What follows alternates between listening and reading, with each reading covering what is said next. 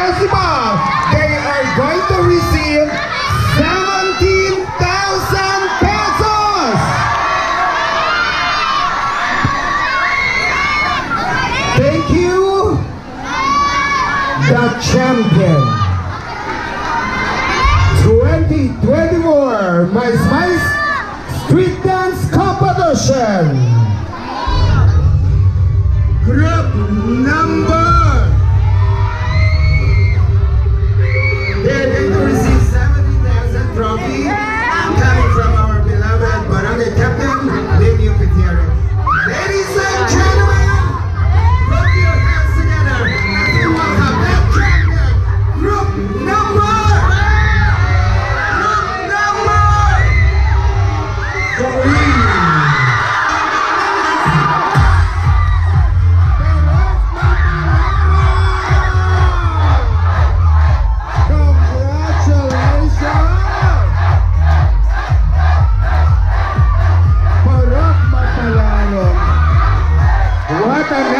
Again, thank you to our judges, Tito Rodi, Honorable Marvin, Tito Rodi, Panoy, and Sir Randel. Salamat kaya. As well as to the members of the SK Barangay Council. Kaya sa tanan-tanan na pumuluyo sa Barangay 30, we are not yet done. We will have more. We will have the Bomb Party and the Project One Band.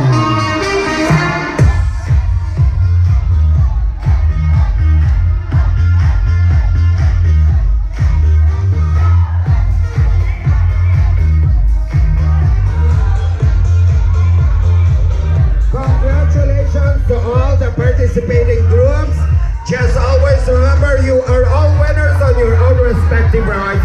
And of course, this is Channel Examen Pagunsan, your host for tonight, saying thank you very much and see you later for the Bomb Party and Project One Band.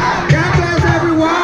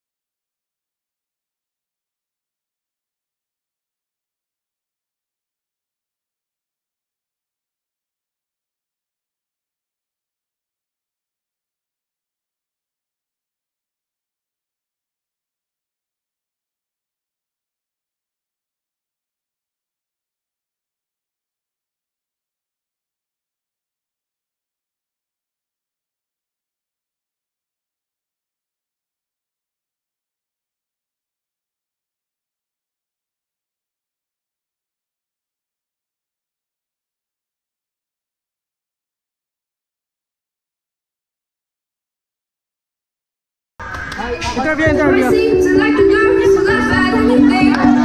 Interview naman.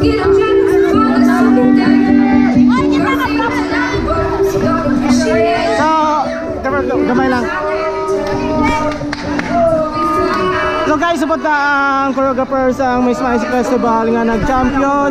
So, pamakotan sa sino na yung pangalan, sir? Sir, Sino yung pangalan na rin? Kimbert Villaruel, kaupod ko sa choreographer is si Axel Antonio. Wala siya. So, ano mambal mo kay nagdaw ka mo?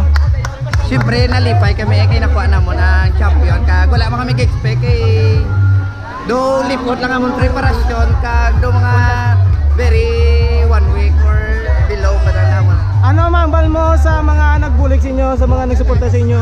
Mamba ko lang is, Sa mga dancer mo? una-una madamot nga salamat sa siyempre sa mga dancers ko, kag especially sa Pro President sa Mapalaron, kay Kagawad Kirwin Diholi, kag sa tanan-tanan nga nagsuporta sa amon, madamot nga salamat. Alright, thank you so much.